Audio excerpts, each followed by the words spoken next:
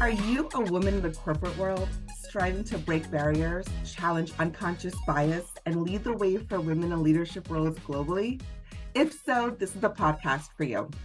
Introducing Leading Ladies Who Lunch. The lunch hour is usually the time when colleagues get together for real, honest conversations about work, life, and everything in between. In each episode of Leading Ladies Who Lunch, we'll delve into insightful discussions and share actionable strategies to help you navigate corporate life.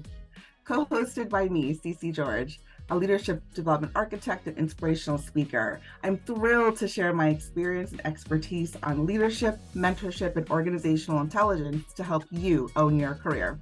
And me, Rachel Lowndes, CEO and founder, imposter syndrome expert, and mindset coach at Rachel Lowndes Coaching and Consulting.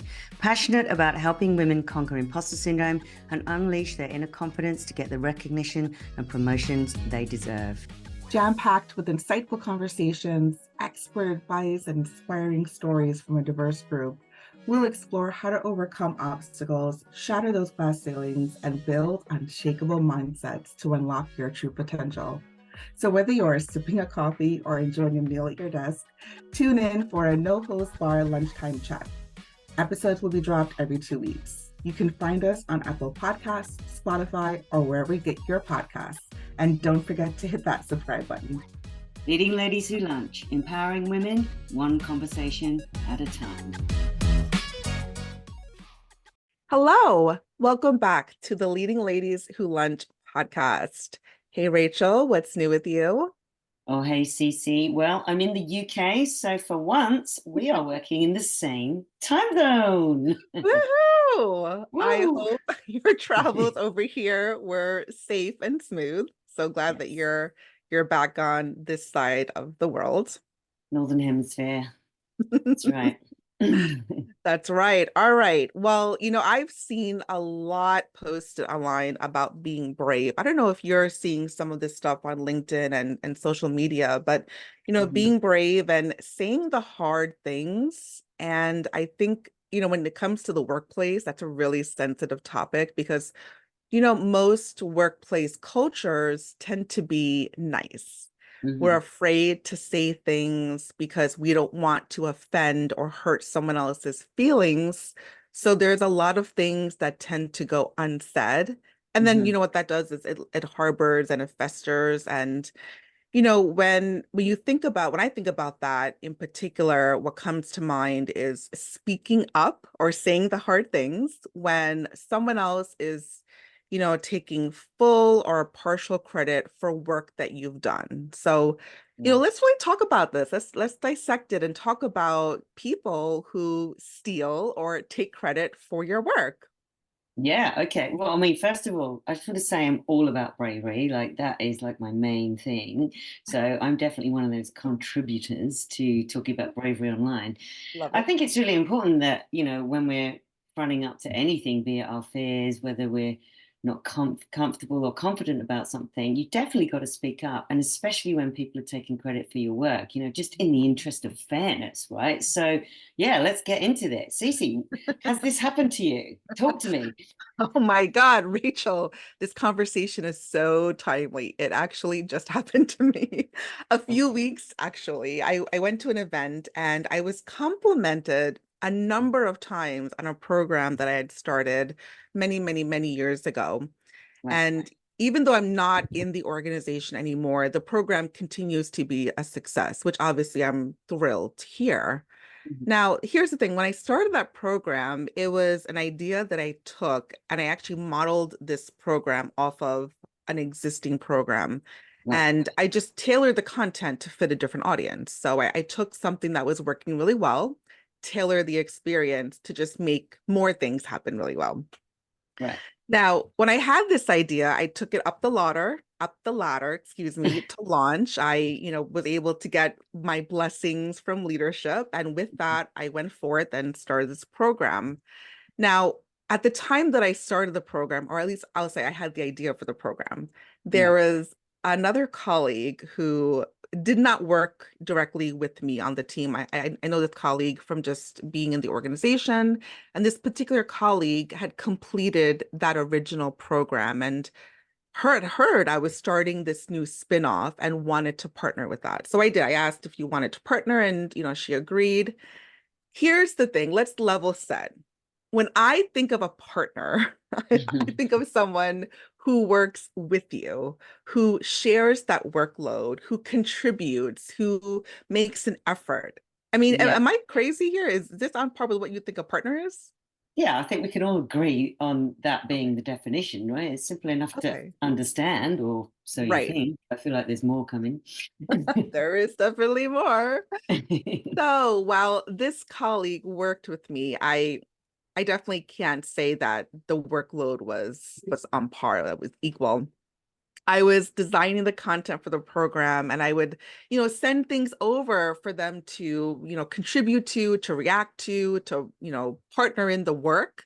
Hmm. And every time I would, send work over and we would, have a meeting scheduled, that partner would come and that partner hadn't read anything or looked at anything, instead would just agree with whatever I was deciding on and say, we'll just do it that way. And, when the program began, we started to facilitate these monthly workshops and, as partners, we would co-facilitate. But I do have to make it clear here, based on facts, this partner didn't necessarily do any pre-work for those meetings. It was mostly me who would, bring agendas, bring the content, the curriculum, and really that fell on my shoulders. Right. And, during my time in this organization, when other colleagues would refer to this program that I started, it was understood that I created the program. And I think this was a point of contention and might have bothered this particular colleague. And, over the years, the colleague would ask me, Cece, you really have to remind everyone that we did this together, that we started it together. And, I've had conversations with them, and this is where when I was, during this time, I don't think I was particularly tactful in how I would attempt to be brave. So in my attempt to be brave, I would try to bring this up. And, in those conversations, what was said, that this particular colleague would say, well, you are the heart and soul of the program. I mean, Hmm. like, what the hell does that even mean? Yeah, what does I that mean? pretty much started the program, right? I think I'm more than the heart and soul of it. So, I disagree. And, when this person would come late to meetings and not contribute to the work, it felt like they were just trying to take credit. And, I also wondered what my skin color or my level in the organization had to do with that. This person was more senior level to me. Mm. Maybe there was some type of hierarchical factor. Maybe there was some kind of assumption that because they were a higher level, that I should do the work and they would be the face. I'm not sure. I'm Wait, were speculating. they also white though? Because you mentioned skin They color. were, they were also white. Right. So I mean, I also, these things, I'm not gonna lie, they do weigh on me, Yeah. you know. Hmm. And other people have brought that up to my attention, do you think it's because of this? And so, it's something that, White I privilege. often thought about, right? Hmm. So at this particular event where I was complimented on the program, so here's where the juicy part comes into play. I saw that colleague and I hadn't seen this colleague in probably 5 years.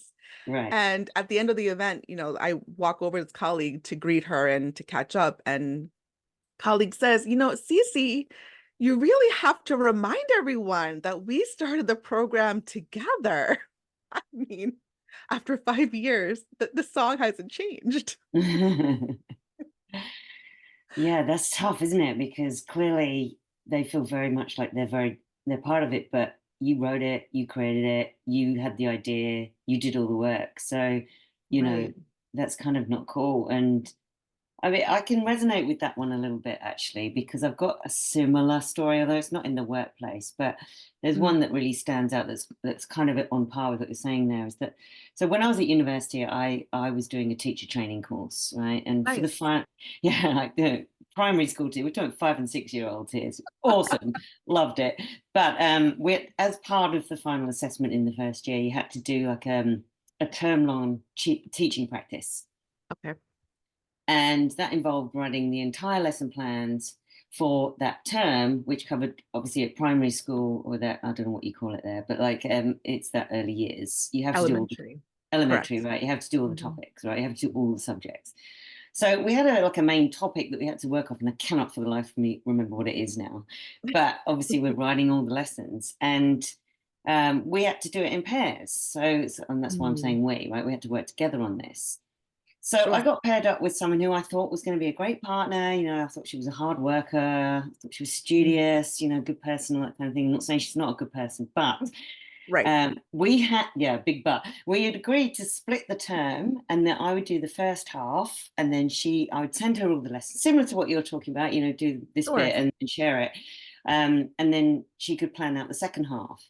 So I worked really, really hard on this, right? Worked studiously creating these lesson plans, these worksheets, these activities. Bear in Mhm. mind, I've got parents who were teachers as well. So obviously kind of really knew how hard this type of work Correct. is, right? Right. No pressure there. Yeah, and you know, I sent over all these lesson plans, everything. I mean, it was a huge amount of work. I really worked my ass off for that. And I asked her to send her lesson plans back to me before we started the real deal of actually teaching the kids, because we needed some sort of like framework to know that, you know, we've got a structure in place for what we're doing. Right. Except that never happened.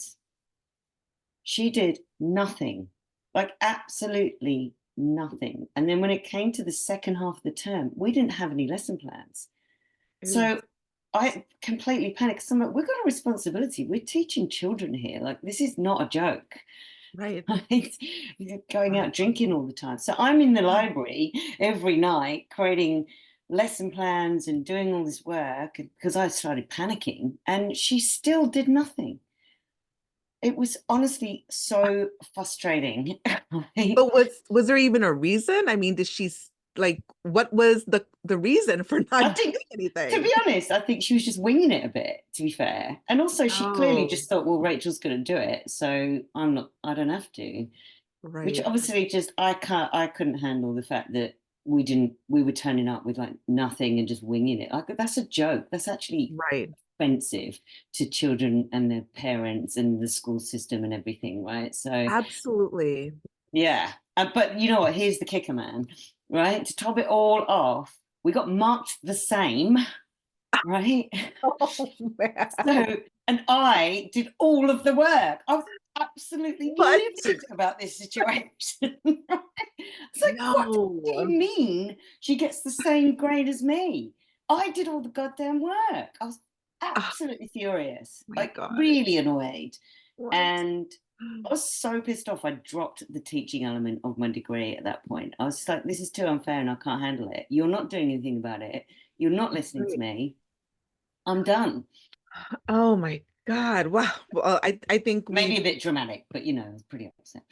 well, I mean, this the sentiment is all there. It's exactly, Yeah. I think you and I, these what we've shared are both what Mm, hundreds of our listeners are probably experiencing even right now. I mean, this mm, happens to everyone at some point in their yeah. life, in their career, and it's infuriating. It also, I Mm, think it is also, discouraging. Like, how can you really show up to the workplace as yourself if you risk these types of interactions? You're putting yourself wholeheartedly into the work, and this is what's happening, yeah, it's especially when you're dealing with demoralizing. children. I mean, come on, you know? Yeah, and I mean, you know, what we're talking about here is it's demoralizing. Like for me, obviously, I gave Yeah, up the teaching element of my degree.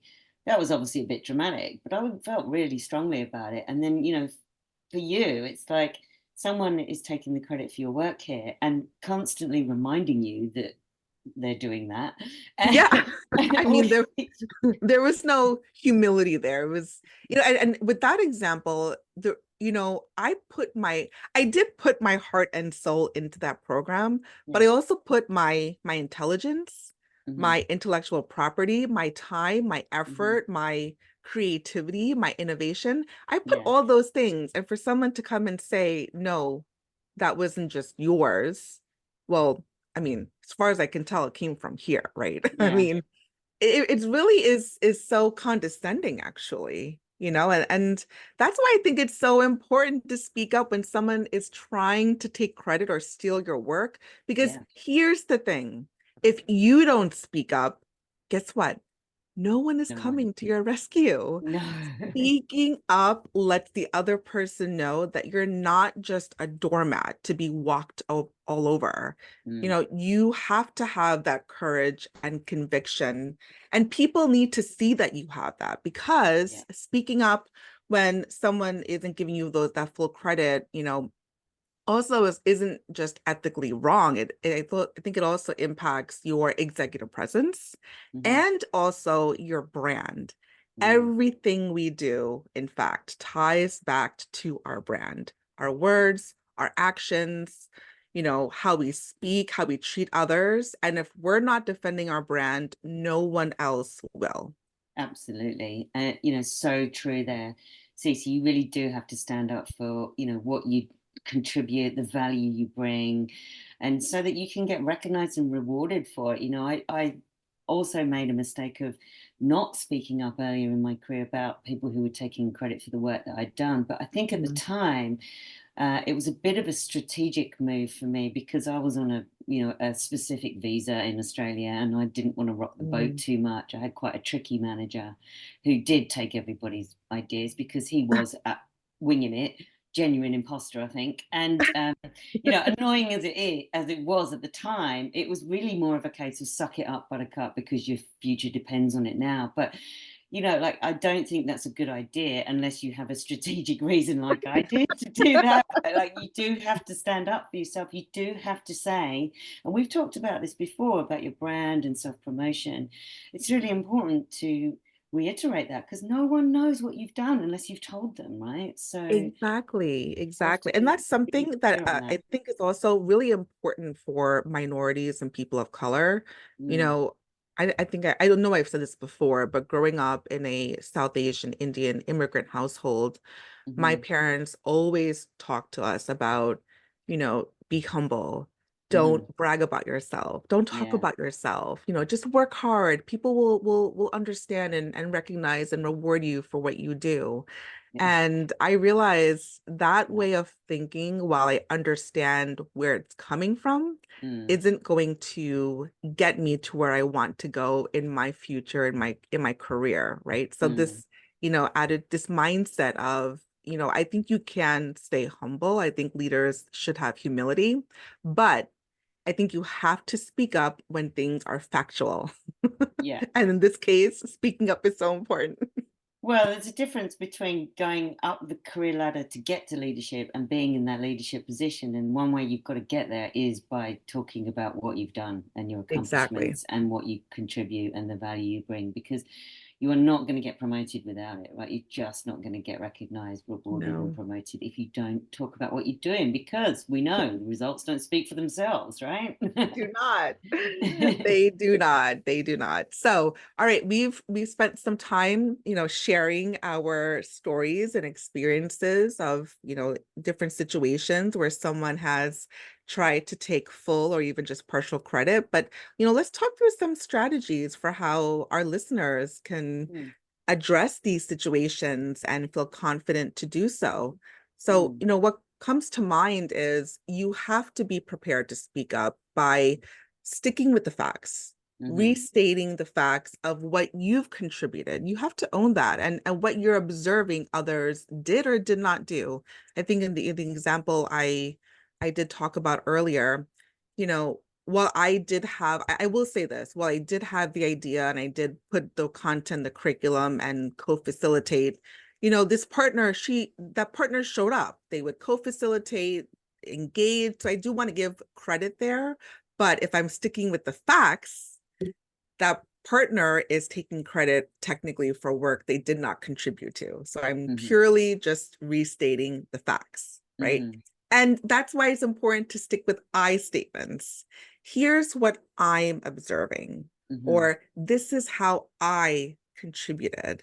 mhm, These conversations can get a mm. little sensitive when you're talking about the behaviors and actions of other people. And that's why using the I statements focuses on what you are observing. So Yeah. it's coming from that perspective.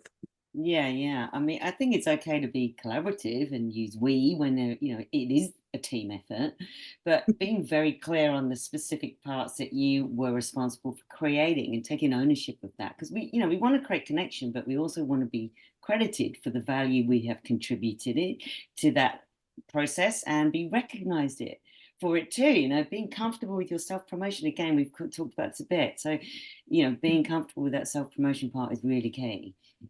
Absolutely. Absolutely. So, as we wrap up today's episode, hope you walk away with these key takeaways. First, if you don't speak up, don't expect other people to do it for you. Mhm. And when someone is trying to take credit for your work, you have to speak up based on facts and observations. Yeah, and get comfortable with self-promoting. It's your work, so you have to own it. Amen to that. Oh, Thank yeah. you so much for listening to this episode of the Leading Ladies Who Lunch podcast. If we can leave you with the thought, how are you going to stand up the next time someone is trying to take credit for your work? If you like this episode, we would be so grateful if you could share it with your friends and tag us on social media at Leading Ladies Who Lunch. Your reviews of this podcast mean so much to us. We'd love it if you could rate it and subscribe to the show. Remember, you can find us and subscribe to the podcast on Apple Podcasts, Spotify, and other podcast platforms. Subscribe to stay up to date with the latest episodes and follow us on Instagram at Leading Ladies Who Lunch. Stay tuned for another great episode in 2 weeks. Until then, stay sassy. Thank you for joining us on the empowering journey at the Leading Ladies Who Lunch podcast. We hope you've enjoyed our insightful discussions, actionable strategies, and inspiring stories that we break down during each episode.